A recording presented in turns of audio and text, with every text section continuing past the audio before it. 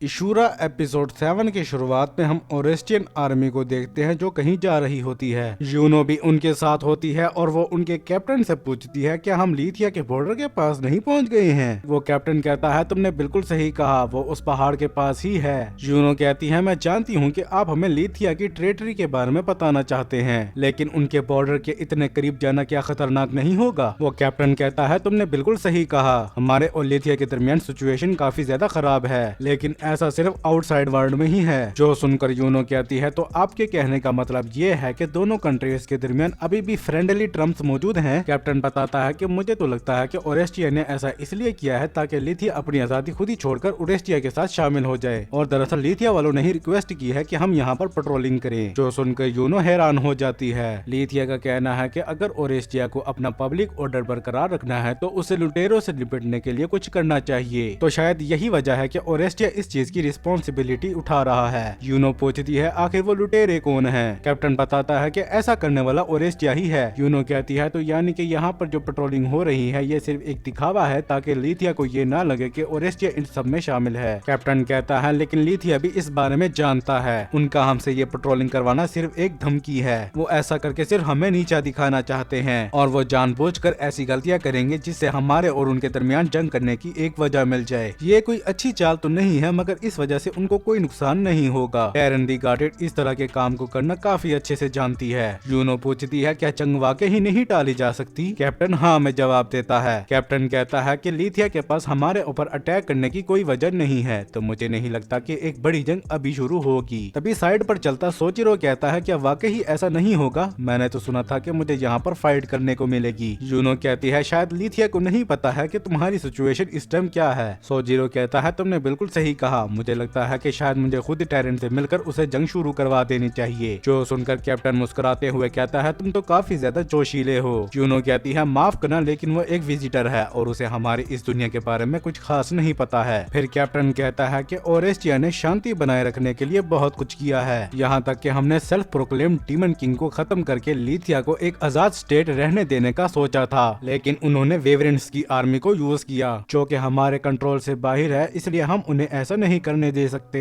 Uno कहती है तो इसका मतलब यही है कि टैरन नहीं चाहती कि ये जंग रुके। कैप्टन कहता है तुमने बिल्कुल सही कहा, अब जब ट्रू डीमन किंग नहीं रहा है तो वो इस किंगडम के अंदर एक नई स्टेट बनाना चाहती है। वो एक शूरा है जो जंग करवा सकती है। तभी उनके सामने शाल्क और हिगवेरे चलते हुए आ रहे होते हैं, जिन्हें देखकर यूनो तो घबरा ही जाती है। वो सोचती है कि आखिर ये किस तरह की फीलिंग है। वो ओरेस्टियन के सोल्जर उनसे लड़ने के लिए तैयार हो जाते हैं। उनका कैप्टन उनसे कहता है कि तुम लोग वहीं पर रुक जाओ, हम लोग ओरेस्टिया के सोल्जर हैं जो कि लीथिया की रिक्वेस्ट पर यहाँ पेट्रोलिंग करने आए हैं। तुम लोग हमें अपना नाम बताओ और यहाँ पर ट्रैवल करने का परमिट दिखाओ। जो सुनकर शाल कहता है कि तुम्हें यहाँ पर ड्रामा करने की जरूरत नहीं है कैप्टन, तुम लोग यहाँ पर लुटेरों को ढूंढने आए हो और हमें यहाँ पर देखकर हैरान हो गए हो। यूनो अपने मन में सोचती है कि ये बिल्कुल भी ठीक नहीं है, हमें यहाँ से भाग जाना चाहिए। कैप्टन अपने एक सोल्जर से कहता है कि अपने साथ 3 आदमी ले जाओ और हेडक्वार्टर को इस बारे में रिपोर्ट करो। तभी शाल कैप्टन के ऊपर अटैक कर देता है, जो उसे मारने ही वाला होता है, मगर सोजिरो सामने आकर उसे बचा लेता है। वो उसे दूर धकेल देता है और अपनी तलवार निकालते हुए कहता है कि तुम बुरे नहीं हो, मुझे तुमसे लड़ने में मजा आएगा। शाल्क भी कहता है तो यहाँ पर कोई है जो मेरे अटैक से बच गया। ये कहने के बाद वो उसके ऊपर अटैक करने लगता है, मगर सोजिरो उसके सारे अटैक से बच जाता है। शाल्क उससे कहता है क्या तुम अभी अपनी फुल स्पीड से लड़ रहे थे, मुझे तो लगा कि तुम रुके हुए हो।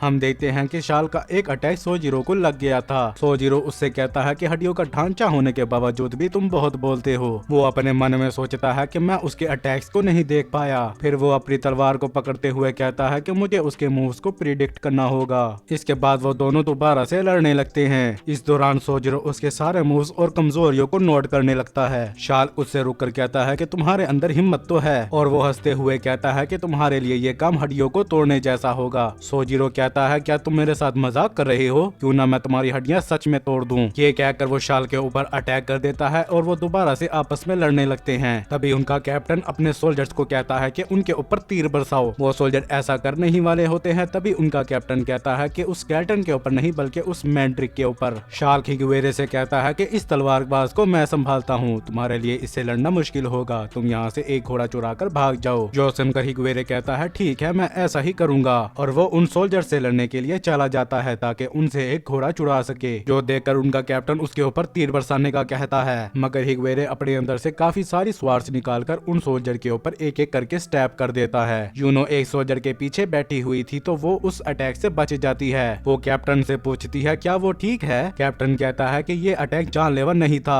तभी उसकी आंखों और मुंह से खून निकलने लगता है। ऐसा दूसरे सोल्जर्स के साथ भी होता है और वो सारे सोल्जर्स एक एक करके मारे जाते हैं, जो देखकर यूनो पूरी तरीके से घबरा जाती है। तभी सोजरो उसे यहाँ से भागने का कहता है। वो उसे कुछ कहने ही वाली होती है तभी हिगवेरे उसे हेलो कहता है। वो जब नीचे देखती है तो हिगवेरे उसके घोड़े के साथ लिपटा हुआ था, जो देखकर वो काफी ज्यादा घबरा जाती है। यूनो मदद के लिए कहने लगती है तो हिगवेरे कहता है कि मैं तुम्हारी मदद करूंगा, बस मैं चाहता हूँ कि तुम इस घोड़े के जरिए मुझे लिथिया ले जाओ। यूनो उसे कुछ कहने ही वाली होती है तभी हिगवेरे उसके सामने एक स्वॉर्ड पॉइंट कर देता है। वो उसे कहता है कि मैं आपसे एक रिक्वेस्ट कर रहा हूँ, जिस पर यूनो को ना चाहते हुए भी ऐसा ही करना पड़ता है। सोजिरो भी शार्क से लड़ते हुए उन्हें जाते हुए देख लेता है। सीन शिफ्ट होता है और हमें रात के टाइम मेज सिटी को दिखाया जाता है, जहाँ हार्जन हीडू से बात करने के लिए आया हुआ होता है। हीडू उसे कहता है कि मैं काफी बिजी इंसान हूँ, इसलिए मेरा ज्यादा वक्त मत लेना। हार्जन उसे कहता है कि मैं यहाँ पर तुम्हें सपोर्ट करने के लिए आया हुआ हूँ। मैंने काउंसिल ऑफ इमरजेंसी डिप्लॉयमेंट को भी इस बारे में बता दिया है, तो ऐसा करने में कोई प्रॉब्लम नहीं होगी। हीडो कहता है कि मैंने तुम्हें बताया था कि मुझे तुम्हारी सपोर्ट की कोई जरूरत नहीं है। हार्जन उसे कुछ कहने ही वाला होता है मगर हीडो उसकी बात रोक देता है। अभी कुछ दिनों पहले ही तुम एक ड्रैगन को मारने में नाकाम हो गए थे, और ना सिर्फ ये बल्कि एडवांस रूट पर तुम्हारी रिपोर्ट देर से पहुंचने की वजह से मेरी ट्रांसपोर्टेशन स्क्वाड को भी नुकसान पहुंचा है। तुम्हारे यहाँ होने से मेरी कमांड को परेशानी के सिवा कुछ नहीं होगा। तुम ओरेस्टिया वापस चले जाओ। अगर मेरी मदद करना ही चाहते हो तो अपने सोल्जर्स यहीं पर छोड़ जाओ। जो सुनकर हार्जन गुस्सा हो जाता है। वो खड़ा होते हुए उसे कहता है कि तुम मेरी बात गौर से सुनो।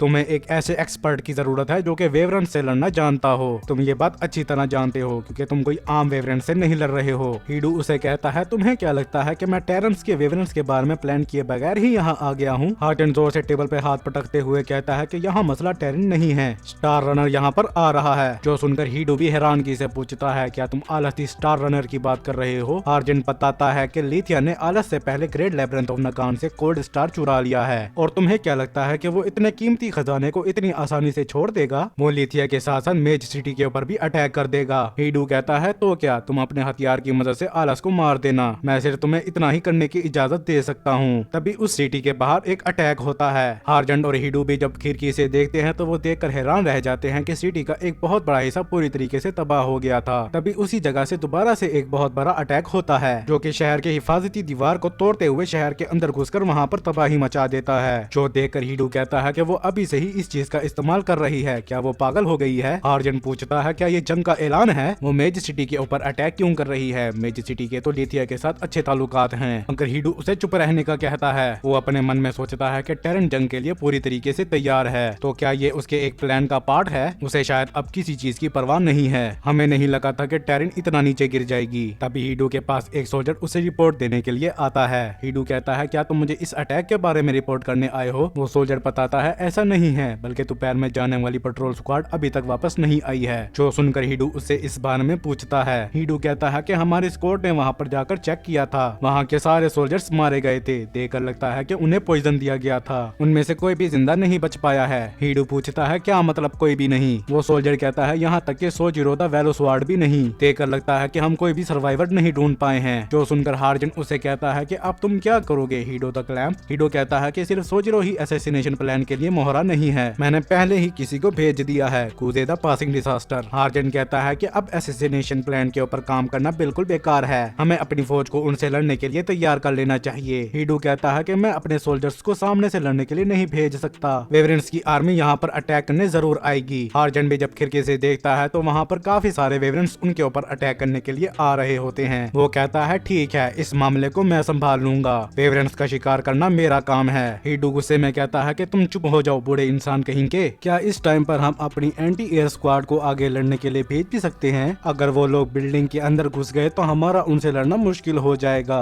शहर के अंदर रहना हमारा आखिरी ऑप्शन है। हार्जन कहता है मगर हम ऐसा करके नहीं जीत पाएंगे। लेकिन हीडो कहता है कि तुम्हें फिक्र करने की कोई जरूरत नहीं है, मैंने तुम्हें बता दिया है कि वहाँ पर एक और स्क्वाड मौजूद है। इस वक्त हमें सिर्फ वेवरेंट्स और बॉम्ब्स के अटैक के ऊपर ध्यान देना चाहिए। जो सुनकर हार्जन कहता है तो मेज सिटी के सोल्जर्स के बारे में क्या, जैसा कि वो सिटीजन्स को बचाते हुए मर रहे हैं। तुम्हें क्या लगता है कि ओरेस्टिया के 29th जनरल्स पीछे हट जाएंगे और इसे ऐसे ही देखते रहेंगे। मैं उनका मुकाबला करूंगा, मैं वेवरेंट से लड़ने से नहीं भागूंगा। अगर मैं उनसे अभी नहीं लड़ा तो मैं सब कुछ खो दूंगा। मैं उन्हें किसी भी सिटीजन्स को मारने नहीं दूंगा। तभी हीडू उसकी गिरबान पकड़ते हुए कहता है कि तुम्हारे हौसले बुलंद हो गए, लेकिन मैं तुम्हें सोल्जर्स को वहाँ भेजने नहीं दूंगा और साथ में तुम्हारे सोल्जर्स को भी। फिर वो उससे आगे कहता है कि मैं उन्हें मरने नहीं दे सकता क्योंकि तुम हीरो बनना चाहते हो। जो सुनकर हार्चेंट उसका हाथ हटाते हुए कहता है ठीक है, मुझे तुम्हारे किसी सोल्जर की जरूरत नहीं है, मैं अकेले ही उनसे मुकाबला करूंगा। ये कहने के बाद वो वहाँ से चला जाता है। हीडू अपने मन में सोचता है कि देखा जाए तो वो बूढ़ा इंसान बिल्कुल सही कह रहा है। लीथिया ने हम पर अटैक किया है और अगर ओरेस्टिया ने इस चीज का जवाब नहीं दिया तो हमारी काफी बेइज्जती होगी, लेकिन फिर भी ये वो जंग है जो हम नहीं जीत सकते। फिर हीडू अपने सोल्जर से कहता है कि मैं शहरियों और हार्चेंट की हिफाजत करूंगा, तुम इमरजेंसी रेडियो लाइन 7 से मेरी बात करवाओ। जो सुनकर वो सोल्जर ऐसा ही करता है। हीडू रेडियो पर जिससे बात करता है वो और कोई नहीं बल्कि नहीलो होती है। वो उससे रेडियो पर कहता है कि तुम सारे वेवरेंट्स को मार दो,